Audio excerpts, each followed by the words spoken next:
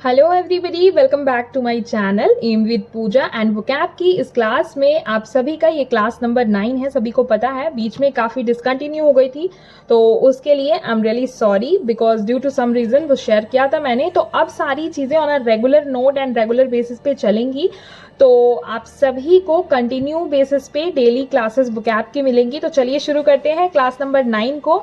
And आपकी screen पे आज का सबसे पहला वर्ड दिख रहा होगा, वो है आफ्टर मैथ। अब आफ्टर मैथ का मतलब होता है परिणाम। इसको याद कैसे रखें? तो देखिए, मैथ्स की क्वेश्चन सॉल्व करने के बाद क्या आप इंतजार करते हैं? परिणाम का, रिजल्ट का इंतजार करते हैं।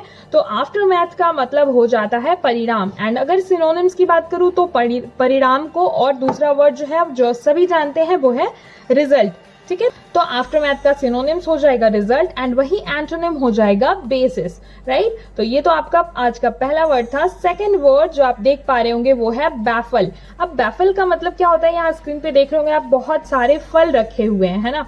तो जब मार्केट में हम खरीदने जाते हैं तो बहुत सारे फलों को देखकर क्या होता है, कंफ्यूज हो जाते हैं कि अरे कौन सा ले, है ना। तो बैफल वर्ड में फल आ रहा है, तो फल से याद रखेंगे कि मार्केट में गए तो फलों को देखकर क्या हो गए, कंफ्यूज हो गए, तो उलझन में पड़ जाना, है ना।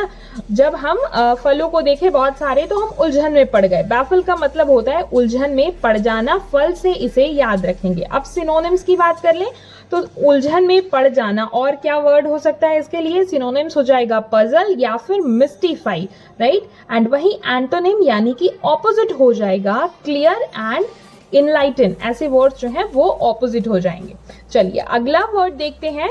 तो अगला वर्ड है हमारा ग्लूटेन। ओके, इससे पहले आप सभी का एक कमेंट था, कई लोग मेरे से पूछ रहे थे कि ये जो वर्ड्स मैं ले रही हूँ वो कहाँ से ले रही हूँ। तो देखिए, ये जो वर्ड्स हैं वो आपके प्रीवियस ईयर एग्जाम में आए हुए क्वेश्चंस हैं। एंड कौन से एग्जाम में आए हुए वर्ड्स हैं? तो DSSB हो गया, और भी जो टीचिंग एग्जाम्स अच्छे लेवल पे कंडक्ट कराए जाते हैं आपके, एंड SSC हो गया, उनके आए हुए क्वेश्चंस हैं ये। आप जब प्रीवियस ईयर लगाएंगे तो आपको खुद ये सारे वर्ड्स मिलेंगे। तो इसीलिए मैं सबसे पहले किसी भी एग्जाम को क्रैक करने का सबसे अच्छा वे होता है कि आप उसके पेपर को, उस एग्जाम को समझने की कोशिश कीजिए कि क्वेश्चन कैसा पूछा जा रहा है। तो इसीलिए मैं सबसे पहले प्रीवियस ईयर सारे क्वेश्चंस हम याद करेंगे ट्रिक्स की हेल्प से, एंड उसके सिनोनिम्स, एंटोनिम्स, एंड देन हम शिफ्ट होंगे अल्फाबेट वाइज वर्ड्स पे, राइट। तो चलिए अब अपने नेक्स्ट वर्ड पे आ जाते हैं। तो हमारा नेक्स्ट वर्ड जो है वो आप देख पा रहे होंगे, ग्लूटेन। अब ग्लूटेन का मतलब होता है पेटू या फिर भुक्खड़, और इसको आप बहुत इजीली याद रख सकते हैं। कैसे? ग्लूटेन, आजकल देखते हैं सभी ग्लूटेन फ्री खाना खा रहे हैं, है ना। Gluten free bread, gluten free आटा, ये सारी चीजें आने लगी हैं। तो क्या होता है, ग्लूटेन जो लोग खाते हैं तो ग्लूटेन खा खा के कैसे हो गए, वो ग्लूटोन हो गए हैं, मतलब कि मोटे हो गए हैं, पेटू भुक्खड़, है ना। इस तरीके से याद रख सकते हैं। और आप इसको टन वर्ड देख करके भी याद रख सकते हैं कि 1 टन का हो गया है कोई पेटू इंसान या भुक्खड़ इंसान, है ना। इस तरीके से भी याद रख सकते हैं। तो ग्लूटोन का मतलब ग्लूटन से याद करेंगे, पेटू या फिर भुक्खड़, ठीक है। सिनोनिम्स हो जाएगा इसका ईटर या फिर गजलर, एंड वही एंटोनिम हो जाएगा एब्स्टीमियसनेस। एब्स्टीमियसनेस का मतलब क्या होता है? जो बहुत टाइम तक उपवास रह सके, मतलब, या फिर लंबे टाइम से फास्टिंग पे रह जाए या रहता हो, वो होता है एब्स्टीमियसनेस। नेक्स्ट वर्ड है आपका आज का कैवलकेड। एंड आप सभी ने अगर वीडियो को अभी तक लाइक नहीं किया है तो सबसे पहले लाइक कर दो अभी। चलो आते हैं अपने कैवलकेड वर्ड पे। तो कैवलकेड का मतलब होता है जुलूस, राइट। तो कैवलकेड को कैसे याद रखेंगे? तो देखिए, कैवलकेड, 2 वर्ड्स आ रहे हैं, कैवल जो आ रहा है उससे केवल याद रखेंगे, और CADE को कद पढ़ सकते हैं। तो केवल छोटे कद वाले जो लोग हैं उन लोगों ने यहाँ पे क्या किया हुआ है, आप फोटो में देख पा रहे होंगे, जुलूस, है ना। तो कैवलकेड से जब देखें वर्ड को तो क्या याद रखेंगे? केवल छोटे कद वाले। अब केवल छोटे कद वाले क्या कर रहे थे? तो जुलूस निकाल रहे थे, है ना। तो कैवलकेड का मतलब हो गया जुलूस, एंड वही इसके जुलूस को और इंग्लिश में प्रोसेशन भी बोलते हैं। तो सिनोनिम्स हो जाएगा कैवलकेड का प्रोसेशन, एंड वही एंटोनिम हो जाएगा डिसऑर्गेनाइजेशन, राइट। चलिए नेक्स्ट वर्ड पे आते हैं हम अपने। तो नेक्स्ट वर्ड है हमारा ब्रिटल। अब ब्रिटल को कैसे याद रखेंगे? ब्रिटल में लास्ट में TLE टल आ रहा है, तो टल से बॉटल याद रखेंगे। ब्रिटल के TLE से बॉटल याद रखेंगे, और BR से बियर याद रखेंगे। बियर की बॉटल कैसी होती है? नाजुक होती है। बेसिकली कांच की बोतलें जो होती हैं वो कैसी होती हैं? बड़ी नाजुक सी होती है। तो यहाँ पे BR आ रहा है, इसलिए हमने बियर लिया है।